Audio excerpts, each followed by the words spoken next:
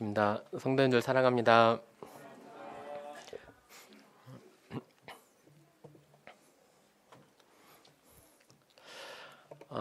오늘 무슨 말씀을 어떠한 주제로 이렇게 드릴까 하다가 이렇게 성도님들 잘 아는 이야기인데요. 청년의 불안정함에서 성숙함으로 이렇게 일생을 살아간 분이 있었습니다. 혹시 누구일까요? 다 나와가지고 네. 이제 마가 요한에 대한 그런 이야기를 좀 드릴까 합니다. 성도님들 많이 들어보셨죠? 마가 요한이 좀 생각이 났는데요. 오늘 마가 요한을 통해서 이렇게 함께 교훈을 받기를 원합니다. 앞에 있는 사람이 누구인지 혹시 아세요? 예, 우리나라에서 아마 이 축구 선수 모르는 사람은 아마 없을 겁니다. 누구죠? 예, 대박이 아빠. 예,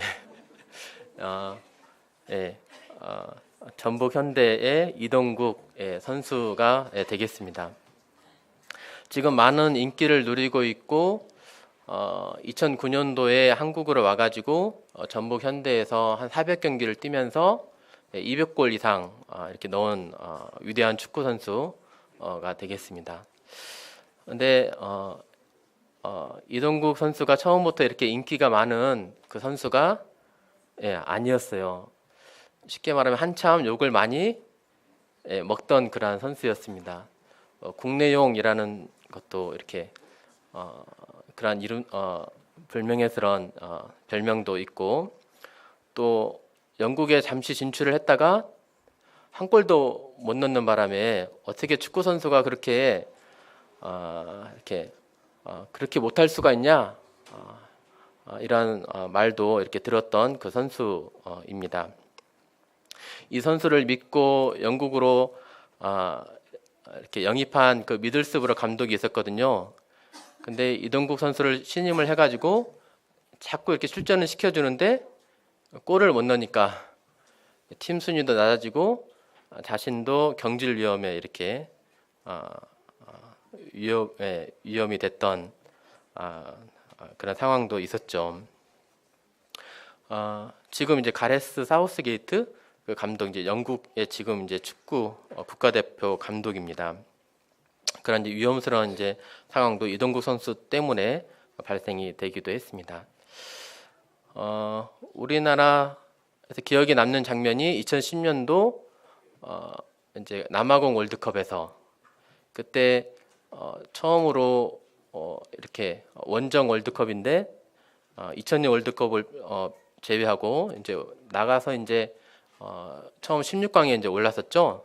근데 그리스를 이기고 또 나이지리아한테 1대1로 비기는 바람에 이제 올라가서 이제 우루과이랑 이제 이렇게 붙게 되었습니다. 이제 그때 우루과이에 있던 그 축구 선수가 누구였죠? 우리나라한테 두 골을 넣었던 누구죠? 이름이 생각이 안 나네.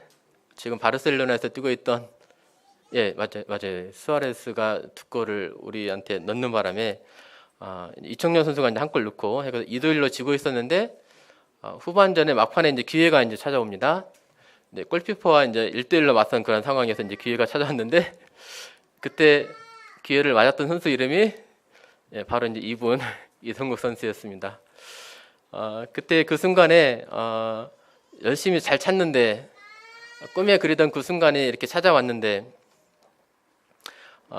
결국 이제 빗 맞는 바람에 골키퍼 정면으로 공이 떼굴떼굴 굴러가던 그 모습이 이렇게 기억에 남습니다.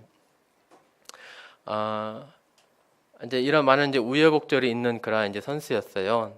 미들스브러에서 이제 이렇게 방출되다시피 해가지고 다시금 이제 국내로 들어오게 되고, 국내 프로축구에서 처음에 이제 성남 위라 이쪽으로 아마 가게 된 것 같아요. 1년 동안 선수 생활했는데 별 볼 일이 별별로 없는 그런 선수로 선수 생활을 이제 하게 됩니다.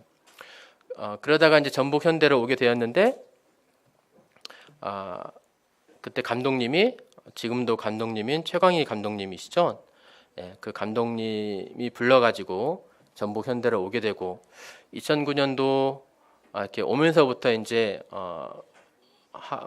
바로 이제 제대로 이제 실력 발휘를 하게 돼요. 40경기 정도 뛰는데 20골 이상 이렇게 넣게 됩니다. 그게 이제 K리그 MVP를 이제 받게 되고 지금까지 이제 현역으로 79년생이니까 우리 나이로 이제 39세인데도 지금까지 이제 전북 현대를 이끌고 있으면서 전북 현대 지금 부흥기를 지금 이끌고 있습니다. 막상 이 선수를 이렇게 언급한 이유는 이렇게 많은 시련이 있었고 또 때로는 주변인들에게 어려움을 이렇게 주기도 하고 그랬는데 그 가운데 낙망하지 않고 또 좋은 감독을 만나가지고 다시금 재신임을 얻어서 또 자신의 기량을 마음껏 발휘하면서 지금은 우리나라에서 사랑받는 이런 축구 선수로 이렇게 성장하는 그런 모습을 보면서 우리의 신앙도 때로는 어려움이 때로는 남에게 실망시켜주는 그런 연약함이 있지만 이렇게 훗날에 변화되어서 성장해서 주님께 또 교회 안에서 많이 사랑받는 또 크게 쓰임받는 그런 자가 되었으면 하는 그런 바람 가운데 이렇게 준비를 하게 되었습니다. 이제 마가 요한 결국 이제 마가 요한을 말씀을 이제 드리려고 지금 했는데요. 이제 마가 요한 하면은 이제 이름이 이제 마가 요한입니다. 이제 요한은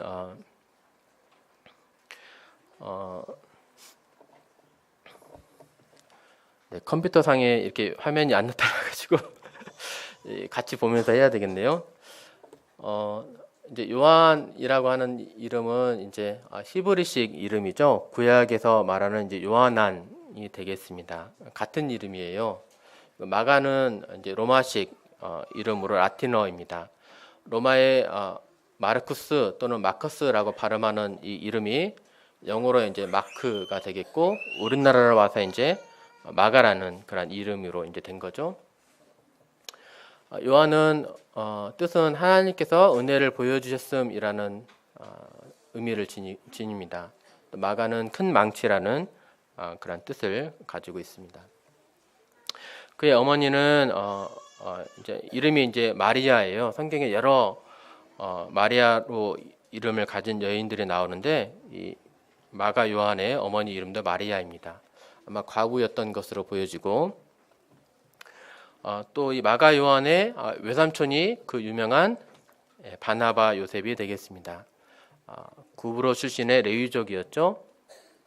밭이 있어가지고 밭을 팔아가지고 사도들의 발 앞에 놓았던 나중에 안디옥 교회를 이끌게 되면서 사울을 불러서 같이 이렇게 동역을 한 사울을 세워줬던 그 바나바가 바로 이 마가 요한의 외삼촌이 되겠습니다.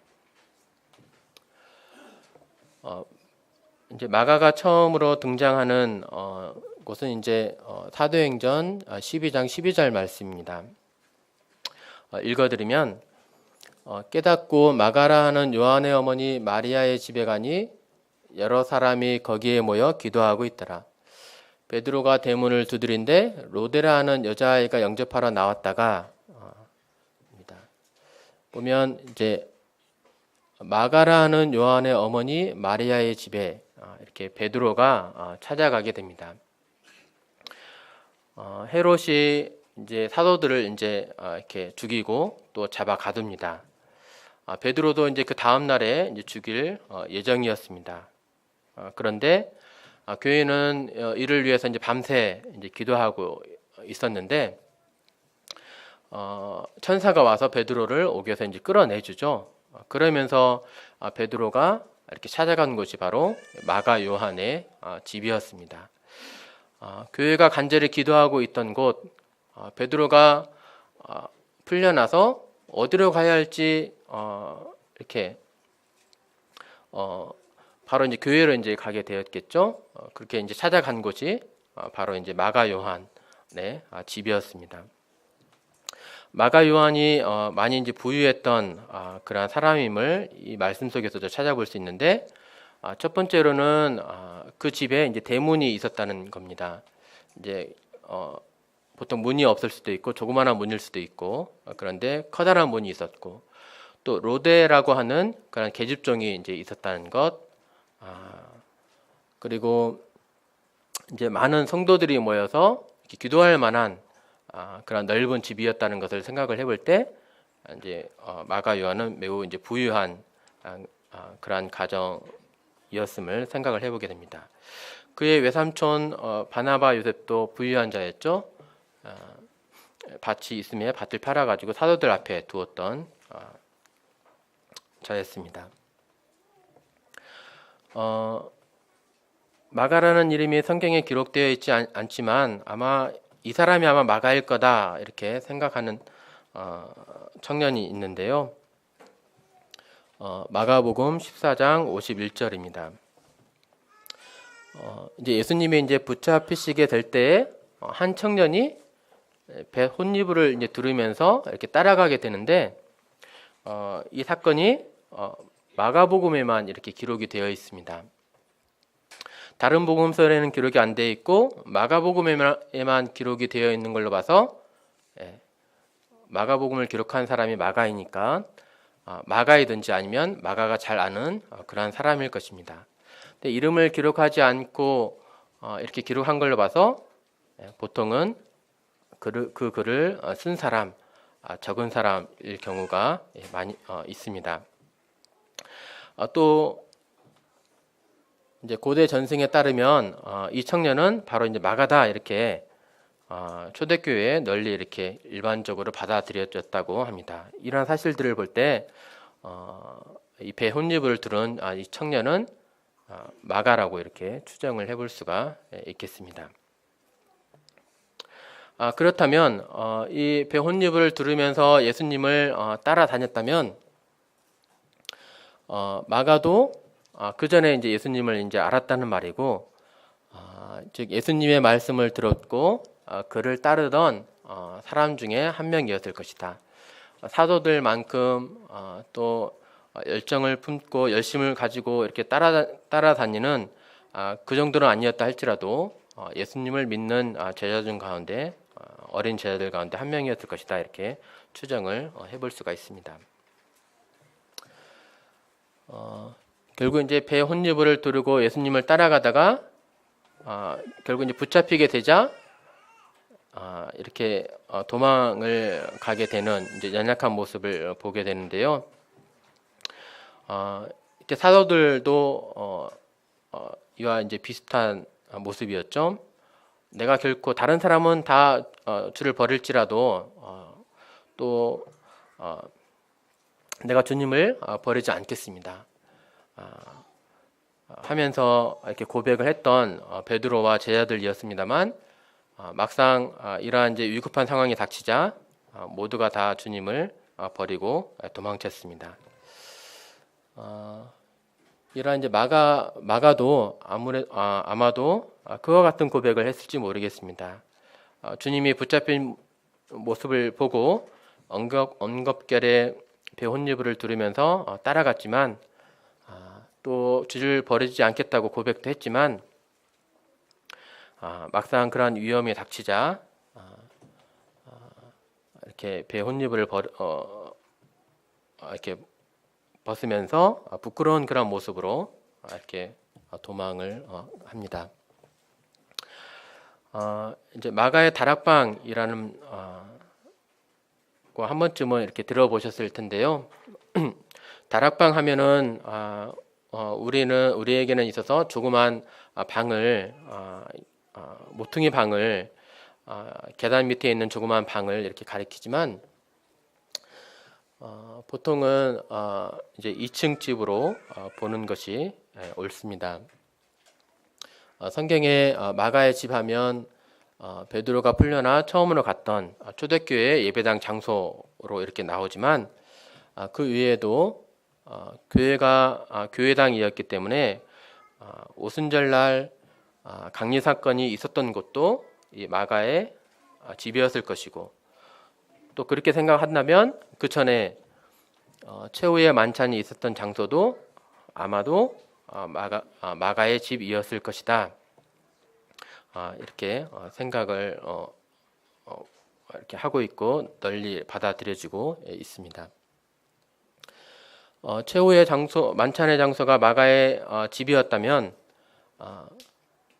그는 어려서부터 예수님을 만났을 것이고 또 제자들과 많은 교회 일꾼들이 자기 집을 드나들면서 많은 말씀들을 듣고 또 보고 배울 수가 있었겠죠. 어린 마가에게 이런 영적인 이제 유익을 끼쳤을 것입니다. 보면 이제 베드로와의 관계도 이렇게 살펴볼 수가 있는데요. 베드로전서 이제 5장 13절에 보면 베드로가 마가를 가리켜서 내 아들 마가라고 이렇게 표현을 합니다. 베드로전서는 주 60년경에 이렇게 베드로에 의해서 기록이 이렇게 되었는데요. 이 내 아들 마가라고 하는 표현 속에서 이제 영적인 아들이다 이렇게 말을 하는 거잖아요. 그래서 베드로를 통해서 회심을 했기 때문에 그렇게 말했을 수도 있고, 아니면 아들처럼 베드로와의 관계가 그만큼 친근했기 때문에 이렇게 말했을 수도 있습니다. 결국 어렸을 때부터 자기의 집에서부터 제자들이 드나들면서 이러한 친근한 그런 관계를 형성을 하게 되었겠죠. 또 그 가운데 정말로 베드로의 말씀을 통해서 그가 예수님을 믿게 되고 또 회개를 했는지 모르겠습니다. 하여튼 그만큼의 친밀한 관계가 형성이 되었던 것 같습니다. 나중에 마가복음을 이렇게 마가가 기록을 하게 되는데 갈릴리에 있었던 그런 사건들, 또 예수님의 많은 기적들, 행적들, 그가 보고 듣지 않은 것을 어떻게 기록을 했을까? 그러면 베드로를 통해서 보고 들은 것을, 전해 들은 것을 기록을 한 것으로 이게 여겨지고 있습니다. 이제 마가 요한의 행적을 살펴보도록 하겠습니다. 처음 그의 집이 있었던 곳은 예루살렘이었죠. 그가 이제 나중에 이제 안디옥으로 이렇게 가게 되는데요. 이제 안디옥 교회가 처음에 스데반의 순교 일이 있은 다음에 많은 이제 믿는 사람들이 흩어지게 되죠. 이제 안디옥에 가서 믿는 사람들이 이렇게 전하게 되니까 많은 사람들, 수많은 사람들이 이렇게 믿게 됩니다. 그러자 이 소식을 듣게 된 예루살렘 교회가 바나바를 안디옥에 보내게 되니까 아주 큰 무리가 주님께 더해졌다고 이렇게 말했습니다. 바나바는 큰 무리가 더해진 것을 보고 가르치기 위해서 다소에 있는 사울을 불러서 함께 가르치게 되자 안디옥 교회가 처음으로 그리스도인이라고 하는 그러한 별명을 얻게 됩니다. 그때 아가보라고 하는 사람이 천하에 크게 흉년들리라 이렇게 예언을 하니까 정말로 글라우디오 때 그렇게 되었습니다. 예루살렘이 흉년에 대한 피해가 더 컸던 것 같습니다. 안디옥에 있는 성도들이 예루살렘을 구제하기를 결정하고 부조를 보내기로 했을 때 바나바와 이제 바울을 이제 보내게 되죠. 그래서 바나바와 바울이 이제 예루살렘으로 가서 부조를 하고 이제 다시금 안디옥으로 돌아오게 될 때 바나바의 조카였던 마가도 이때 동행을 하게 됩니다. 그래서 예루살렘에 거하던 마가가 안디옥으로 이렇게 오게 됩니다. 그다음에 1차 전도 여행 중에 이제 이렇게 함께 하게 되는데요. 이제 안디옥에는 5명의 선지자들과 교사들이 있었습니다. 그 중에 이제 바나바와 바울이 있었고요. 성령이 성령이 불러 따로 시키는 일을 위해서 바울과 바나바를 따로 세우라 이렇게 하면서 성령에 의해서 전도 여행이 시작이 되는데요. 그때 이 바나바의 조카였던 마가도 이렇게 함께 동역을 하게 됩니다. 이제 마가 요한은 이때 이제 수행자로서 이렇게 역할을 이제 하게 됩니다. 수행자라고 하는 그 단어를 좀 찾아보니까 어원이 어디에서 나왔냐 하면, 이 말이 어디에서 생겼냐 하면 아래층에서 노를 저어서 배가 전진하게 하는 실제적인 일을 하는 하위 뱃사공이라고 하는 그 단어에서 나왔다고 합니다. 말하자면, 쉽게 말하면 종이라는 거죠.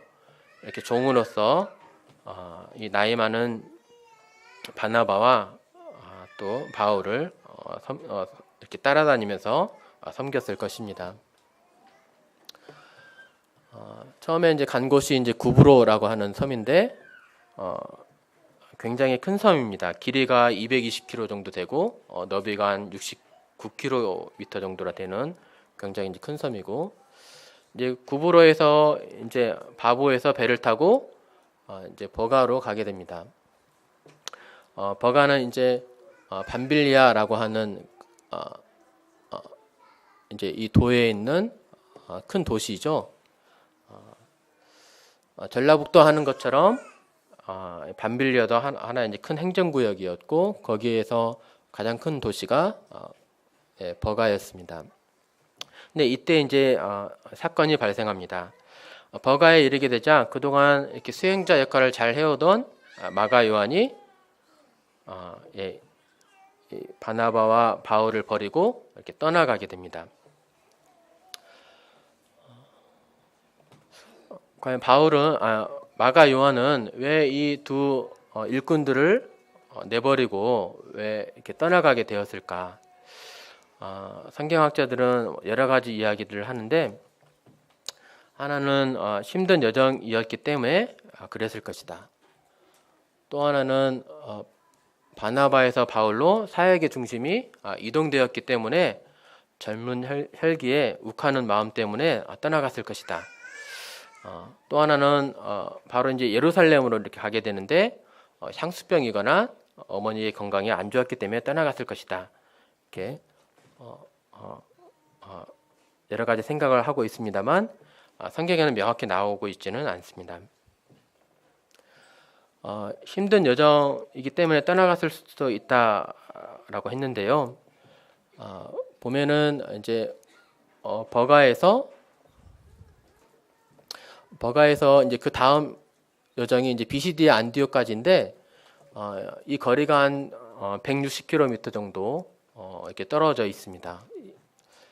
근데 바로 이렇게 평지가 아니고 타우루스 산맥이라고 하는 큰 산맥이 가로막고 있는 거예요. 높이가 어느 정도나 되냐면 이 산맥이 꽤 험준해서 최고봉이 약 4,000m 정도나 되는, 물론 그들이 건너가야 했던 그 산이 이 최고봉은 아니었겠습니다만 이렇게 험준한 산맥을 넘어야 했다고 합니다. 이 산맥에는 또 유명한 강도들이 있었다고 그래요. 호모 나데시안이라고 하는 유명한 강도 떼들이 있어가지고 많이 위협이 되었다고 합니다. 또 로마에서는 이 강도들 때문에 도로를 따로 만들 정도로 비아 세바스테도로라고 하는 그러한 도로를 따로 만들 정도로 이렇게 강도의 위협이 많은 그런 곳이었습니다. 네, 안디옥에서 이렇게 구브로로 이렇게 와서 여기서 이제 버가로 이렇게 가게 되었던 거죠. 이 버가까지 거리가 한 320km 정도 이렇게 되어 있고, 안디옥으로 이렇게 가야 되는데 큰 산맥이 가로막고 있어서 아무래도 이 버가에서 예루살렘 쪽으로 이렇게 마가 요한이 도망한 것이 아닐까 이렇게 생각을 합니다. 그리고 또 하나 재미있는 부분은 바나바는 마가 요한의 외삼촌이었던 거죠. 근데 이제 성경을 이렇게 보다 보니까 처음에는 바나바와 사울을 가리킬 때 다 바나바와 사울 이렇게 말을 해요. 근데 말씀을 보시면 이렇게 사도행전 한번 살펴볼까요?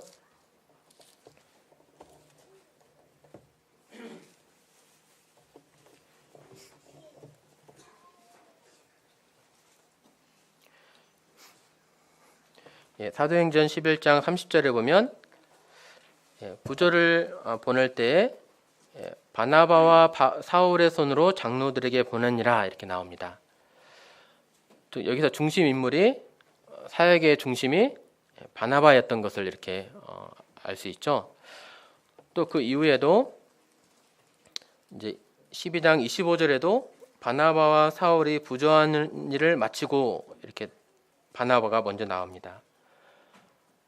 그 성령이 이르셨을 때에도 13장 2절에도 바나바와 사울로 이렇게 나옵니다. 또 전도 여행 중에도 7절에도 바나바와 사울을 불러 하나님의 말씀을 듣고자 하더라 이렇게 되어 있거든요. 근데 12절에 총독이 이 구브로 총독이 믿은 이후부터 총독이 그렇게 된 것을 보고 믿으며 주의 가르치심을 놀랍게 여기니라. 이후에는 이제 그 순서가 바뀌는 것을 볼 수 있습니다. 13장 13절에서는 바울과 및 동행하는 사람들이 이렇게 나와요. 전에는 바나바와 사울 이렇게 나왔었는데 이제는 중심 인물이 사역의 중심이 바울로 이렇게 넘어가는 것을 볼 수가 있습니다. 또 13장 43절에도 바울과 바나바를 따르니 하면서 바울이 이렇게 먼저 기록이 되어 있습니다. 그래서 사역의 중심이 이제부터는 바울로 넘어갔기 때문에 외삼촌이 사역의 중심에서 멀어지고 그러면서 이렇게 시기하는 그런 마음이 들고 그러면서 이제 이렇게 동역하지 않고 도망갔을 것이다 이렇게 생각을 하는 학자도 있습니다. 그다음 예루살렘으로 이제 바로 갔기 때문에 향수병일 것이다 이렇게 생각하는 분도 있고요. 근데 하여튼 원인이야 어찌 됐든 간에 성경에는 명확히 원인은 나오지 않지만 나중에 훗날 바울과 바나바가 다투는 일을 보면서 그래서는 안 되는데 마가가 이렇게 잘못을 크게 했다는 것을 유추를 해볼 수가 있습니다. 이제 2차 전도 여행 때 다시금 마가 요한이 나오는데요. 이제 1차 전도 여행은 48년 봄에서 49년 가을에 이제 이렇게 있었고 50년 4월경에 2차 전도 여행이 시작됩니다. 바울이 이제 믿는 형제들이 어떠한가 이제 살펴보길 원해서 돌아보길 원해서 다시 가기를 원했는데 바나바는 마가 요한을 데리고 가기를 원하고 바울은 밤빌리아에서 자기들을 떠나서 함께 일하러 가지 아니한 자를 데리고 가는 것이 옳지 않다 하면서 그들이 서로 심히 다투게 되죠. 그래서 이제 갈라서게 됩니다. 힘이 다투다라고 하는 그런 단어는 파록시스모스인데 이제 발작, 이제 경기를 일으킬 때 이제 그러한 거기에서 이제 유래가 된 단어라고 합니다. 이제 좋은 일에 이 단어가 쓰이기도 하고 화가 날 때 이 단어가 쓰이기도 하는데 좋은 일에 쓰일 때는 이제 흥분과 격려를 말하고 이제 화가 났을 때는 논박, 논쟁, 성남을 가리키는데 아무래도 이 상황은 논박, 논쟁으로 이렇게 해석을 하는 것이 상황이 좀 맞을 것 같습니다. 논박, 논쟁을 심하게 했다는 말이 되겠죠. 그래서 결국 두 위대한 일꾼들이 이렇게 갈라서게 됩니다. 바나바는 마가를 데리고 처음 여행을 했던 구브로로 이렇게 가게 되고 바울은 실라와 함께 위쪽으로 육로를 통해서 수리아 길리기아 땅으로 가면서 이제 다소를 들러서 비시디아 안디옥 이쪽으로 가게 됩니다. 또 하나 재미있는 것은 이제 바울이 신라를 택한 이후에 형제들에게 주의 은혜의 부탁함을 받고 떠납니다. 즉 형제들에게 축복을 받고 또 주님의 은혜가 함께하기를 바라는 그러한 기도를 받고 이렇게 떠나가게 되거든요. 바나바가 떠나갈 때는 이러한 말이 일단 기록은 되어 있지는 않습니다. 그렇다면 누가 옳았을까요? 바울이 옳았을까요? 바나바가 옳았을까요? 성도님들은 누가 옳았다고 생각이 되십니까? 이제 바울이 옳았다고 하는 그런 분들은 바나바가 이때부터는 이제 바나바의 행적이 말씀에 이제 기록이 되어 있지 않거든요.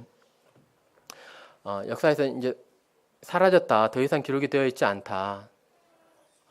그렇기 때문에 바울이 이제 옳다. 또 하나는 형제들에 의해서 축복을 받지 못했기 때문에 형제들에게 이제 바울이 좀 더 인정을 받았다. 그러면 바울이 옳았다는 이야기다. 이렇게 하면서 바울이 이제 옳다고 이렇게 말하기도 합니다. 근데 나중에 마가 요한이 이렇게 잘못된 채로 남아있지 않고 이제 변화가 이제 되거든요. 나중에 보겠습니다만 바울의 동역자 또 위로자로 이렇게 칭함을 받게 되고 이제 죽음을 얼마 남지 않은 그런 상황 가운데 마가를 데리고 오라라고 이렇게 하면서 마가를 이제 찾게 되죠. 그만큼 그가 필요했던 그를 보고 싶었던 그런 마가 요한이었습니다.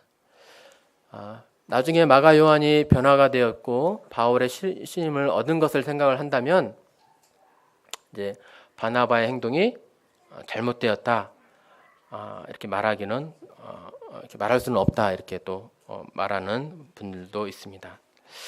결국 누가 잘했다, 누가 못했다 이것이 아니고 제가 보기에는 어떤 성향 차이, 기질과 은사의 차이인 것 같아요.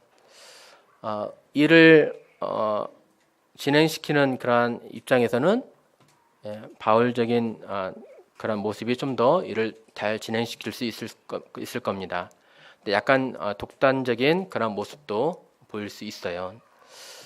바나바 같은 경우는 참고 이해하고 하면서 성도들을 형제들을 이렇게 세워주기도 하지만 일을 진행함에 있어서는 그르칠 수도 있다. 마가 요한이 변화되었기 망정이지 그가 은혜를 갚지 못했다면 위험에 또 시달릴 수도 있었을 것입니다. 또 하나는 심히 다투었다는 그 말이 또 윌리엄 맥도날드 형제님은 이렇게 분별하시더라고요. 이 심히 다투었다는 내용은 둘 다 잘못한 것이다. 네, 한편으로 아멘이 되었습니다. 교회 큰 두 사람의 일꾼이 서로 다투어서 갈라서게 되었다면 그 교회가 이렇게 성령의 역사가 크게 일어나고 많은 믿지 않는 자가 더해지고 그러한 역사가 일어나기가 아마 어려울 것입니다. 성도들이 보고 배우는 그런 입장에 있는 이 두 일꾼에게 있어서는 일단 다툼 자체가 그렇게 좋아 보이는 잘했다고 이렇게 말하기는 어려울 것입니다. 이 이후에 이제 마가에 대한 이야기는 이렇게 별로 나오지 않습니다. 2차 전도행이 50년 주후 50년 정도에 일어났고 이제 사도 바울이 이제 옥중 서신에서 이제 마가를 이렇게 지칭하는 말이 나오거든요. 그때까지 약 10년 동안은 마가가 어떻게 행해왔는지 살았는지 거기에 대한 기록이 성경에는 없습니다.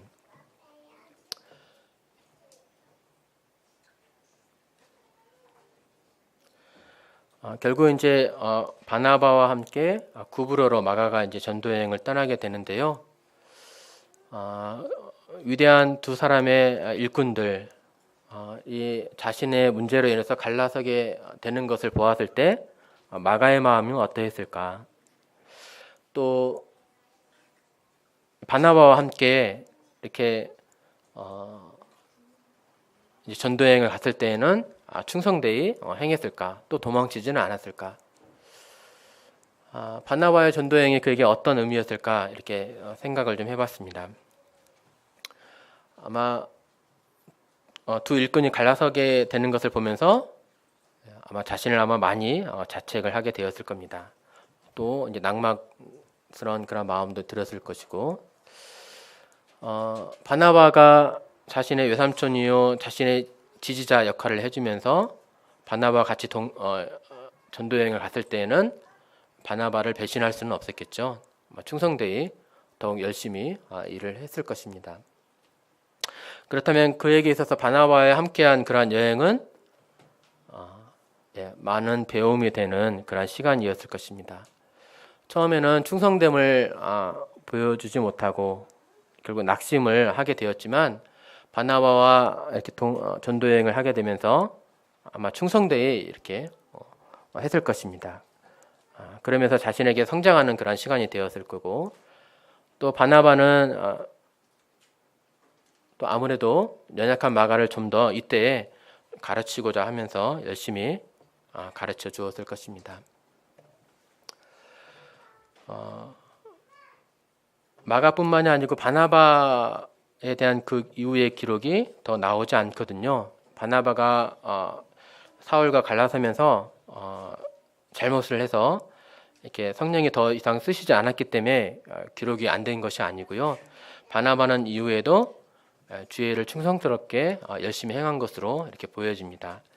단지 성경에 기록이 없는 것은 바울을 중심으로 성경이 기록이 되어졌기 때문입니다.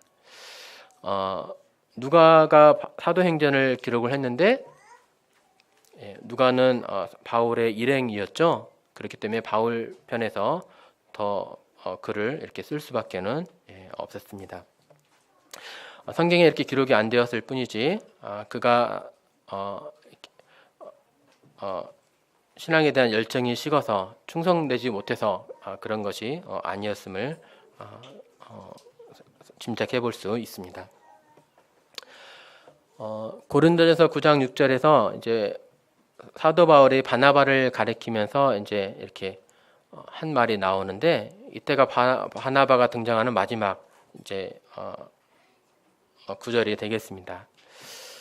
어찌 나와 바나바만 일하지 아니할 권리가 없겠느냐 하면서 나와 바나바가 지금 열심히 일을 하고 있다는 그런 의미잖아요. 지금 충성되게 바나바가 지금 일을 하고 있다. 이란 의미입니다. 또 이렇게 명확한 의미를 말하자면 이제 자신의 사도권을 변호를 하면서 이제 영적인 일의 수고함을 통해서 자신의 물질적인 그러한 필요들 공급받을 그러한 권리가 있지만 혹시 복음에 방해가 될까봐 그러지 않고 내가 자비랑해서 일하지 아니할 권리가 있지만 필요를 공급받을 권리가 있지만 그러지 않고 일을 하면서 이렇게 열심히 전도하고 있다. 나뿐만이 아니고 바나바도 그렇게 하고 있다 하면서 이때 이 말씀들을 통해서 바나바가 충성되이 열심히 일하고 있는 그런 모습을 간접적으로 이렇게 살펴볼 수 있습니다. 이렇게 그렇다면 바나바에 대한 이런 묘사를 보면서 바나바에 대한 바울의 마음이 미워한다든지 질투한다든지 그런 것이 아니고 좋은 감정임을 이렇게 살펴볼 수가 있습니다. 좀 화해했다는 것을 짐작해 볼 수 있죠. 이제 마가에 재등장하는 부분은 이제 2차 전도 여행 이후에 이제 옥중 서신에서 이렇게 살펴볼 수가 있습니다. 이제 골로새서인데요. 세 인물이 등장합니다. 아리스다고, 마가, 유스도가 문안하느니라 하면서 이 마가가 바로 마가 요한이 되겠습니다. 근데 이 세 명을 등장시키면서 이 세 인물이 어떠한 자들이냐면 그들은 할례파이나 이들만은 하나님의 나라를 위하여 함께 역사하는 자들이니 이러한 사람들이 나의 위로가 되었느니라 이렇게 말을 합니다. 처음에는 어찌 그러한 자와 함께 이렇게 함께 동행하면서 같이 갈 수가 있느냐 하면서 마가가 같이 일하지 못하도록 바나바와 갈라서는 한이 있더라도 이렇게 했었는데, 지금은 마가와의 관계가 많이 회복된 그런 모습을 보여줍니다. 아니 오히려 칭찬하는 그런 모습을 보여줍니다. 마가가 하나님의 나라를 위해서 나와 함께 역사하는 자들이다. 나와 이렇게 동행하는 자다 이렇게 말하고 있고, 하나님의 나라를 위해서 얼마나 열심히 일하든지 나의 위로자다. 마가가 나의 위로자 되었음을 이렇게 묘사를 해주고 있습니다. 또 빌레몬서에도 있는데 나의 동역자 마가라고 이렇게 표현을 하고 있습니다. 이처럼 로마에서 사도 바울과 함께 주님의 나라를 위해서 열심히 일한 사람이 동역한 사람이 바로 마가 요한이고, 마가 요한을 통해서 사도 바울은 이렇게 위로를 받았습니다. 디모데 후서에도 이제 마가 요한의 기록을 볼 수가 있는데, 디모데후서는 사도 바울이 이제 죽음을 얼마 남지 않은 그런 상황 가운데 쓰여진 서신서입니다. 누가만 나와 함께 있느니라. 내가 올 때 마가를 데리고 오라. 그가 나의 일에 유익하니라. 디모데에게 쓴 개인적인 서신이죠. 에베소에 있는 디모데에게 이렇게 쓴 겁니다. 디모데를 향해서 바울은 아들 디모데야 이렇게 말을 할 정도로 자신이 고린도전서 디모데 전서에서 아들 디모데야 이렇게 말을 하죠.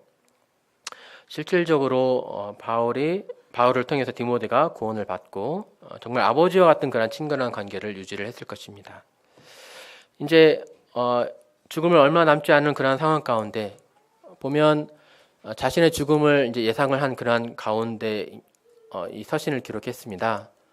속히 내게로 오라. 나의 떠날 시각이 가까웠다. 내가 이제 나의 달려갈 길을 이제 마쳤다 이렇게 하면서 자신의 임종을 이제 얼마 남지 않은 그런 상황 가운데 글을 썼는데, 이제 아들 디모데에게 이제 편지를 하면서 마가를 데리고 오라라고 이렇게 합니다. 저가 나의 일에 유익하다. 이제 떠날 시간이 곧 다가오면서 가장 보고 싶었던 그런 사람을, 꼭 필요한 사람을 불렀겠죠. 그것이 바로 마가 요한이었습니다. 그만큼 사도 바울이 디모데만큼 마가 요한을 이렇게 동역자로 알고 있었고, 또 사랑했다는 것을, 또 소중히 여겼다는 것을 이렇게 짐작을 해볼 수가 있습니다. 골로새서에서 마가를 언급을 하면서 너에게 이르거든 그를 잘 영접하라고 했었거든요. 이제 에베소에 있는 에베소와 골로새는 다 소아시아 지방에 있는 도시들이죠. 에베소에 머물던 디모데에게 마가를 데리고 오라라고 하는 그런 말을 통해서 볼 때 마가가 아마도 에베소에서 가까운 골로새에 있을 것으로 이렇게 추정을 해볼 수가 있습니다. 그래서 마가의 이동 경로를 이렇게 살펴보면 이제 예루살렘 출신으로서 안디옥으로 바나바와 바울을 따라서 이동을 하게 되고, 1차 전도여행을 통해서 구브로와 버가로 이렇게 전도여행을 합니다. 도중에 이제 도망쳐 나오면서 예루살렘으로 가게 되고, 다시금 2차 전도여행 시에 바울이 아닌 바나바와 함께 구브로로 전도여행을 하는 것을 볼 수가 있습니다. 이제 그 이후에 골로새서 빌레몬서의 말씀을 보았을 때 바울의 동역자로 나오는 모습을 볼 때 로마에서 이 바울을 동역했음을 알 수 있고, 또 골로새 성도에게 마가가 이르거든 영접하라라고 한 그런 모습을 통해서 이제 바울에서 로마에서 이제 골로새로 이제 이동해서 그가 주님을 섬겼을 것을 추정을 해볼 수 있습니다. 그 베드로전서에서는 내 아들 마가 이제 이렇게 베드로가 말을 하죠. 그 당시에 이제 로마로 이렇게 추정이 되는데 그가 또 베드로를 또 동역을 했음을 로마에서 이동을 해서 베드로를 이렇게 동역했음을 알 수 있고 또 전에 내려오는 이야기에 따르면 또 이집트 알렉산드리아에서 교회를 개척하면서 이렇게 순교를 했다고 이렇게 전해집니다. 이 마가 이야기를 통해서 이제 교훈을 이제 얻게 되는데 마가의 그 집이 처음에 교회의 집회 장소로 사용이 되어지면서 베드로를 비롯한 많은 성도들을 만나보게 되고 그들과 관계를 하게 되고 또 베드로의 아들이라는 그러한 친밀한 그런 관계도 형성이 된 것을 보게 될 때 이렇게 믿음의 사람들을 집으로 초대하고 교제하는 것이 자녀에게 좋은 영향을 주는 것임을 배우게 됩니다. 그리고 또 성도의 연약함이 보이게 될 때 우리는 어떻게 해야 될 것인가? 이제 말씀에 믿음이 약한 자의 약점을 담당하고 돌봐주고 보살펴주라는 그런 말입니다. 그리스도께서 우리를 받아 하나님께 영광을 돌리신 것 같이 너희도 서로 받으라, 받아주라라고 이렇게 되어 있습니다. 낙심하도록 이렇게 비판하고 너는 안 돼 하면서 이렇게 내 마음에서 내 생각에서 지워버리는 것이 아니고 연약함을 돌봐주고 또 용서해주고 그를 세워주는 그런 모습을 보여줘야 되겠습니다. 또 내 자신의 연약함이 보이게 되었을 때 마가를 통해서 또 교훈을 받게 되는 것은 일단은 잘못한 점이 있다면 회개해야 되겠죠. 하나님과 성도님들께 회개하고 또 때로는 낙심 가운데 머물러 있다 할지라도 낙심에서 벗어나는 것이 중요하겠습니다. 낭망 중에서 양심의 가책 속에서 언제나만 머물러 있게 된다면 신앙의 발전이 없을 것입니다. 그 가운데 일어나야 되겠습니다. 이제 일어날 수 있는 방법이 다시금 열심을 품고 주를 섬기는 것입니다. 마가 요한이 1차 전도 여행에서 실패했을 때 바나바 요셉을 따라가면서 그가 또 충성되이 이렇게 행해 왔던 것을 짐작을 해볼 수 있고 그 이후에 신앙이 성장되어서 바울의 동역자로서 유로하는 자로서 신앙이 성장되어감을 살펴보았는데요. 그러니까 낭망 중에 있었다면 나는 안 돼 하고 좌절 가운데만 머물러 있었다면 그에게 맡겨진 일들을 더 이상 하고 있지 않다면 그가 신앙이 성장되었을 수 있을까요? 결코 낭망 중에서 벗어날 수 없었을 것입니다. 다시금 일어나야 되는 거거든요. 우리가 회복되는 것, 다시금 열심히 나에게 맡겨진 일들을 다시금 열심히 일하게 되는 것입니다. 나에겐 할 수 없어 하고 놔버리는 것이 아니라 부지런해서 게으르지 말고 열심을 품고 그 일을 하게 되었을 때 내 연약함을 극복을 하면서 신앙이 자라게 될 것입니다. 네, 우리가 때때로 연약함이 있고 또 충성되지 못하고 그럴 때 낭망 중에 있는 것이 아니라 또 마음을 새롭게 하고 또 주님의 일에 더욱 힘을 쓰면서 신앙이 우리의 믿음이 성장되어 가는 그러한 저와 성도님들 되었으면 좋겠습니다. 네, 이상으로 말씀을 마치도록 하겠습니다.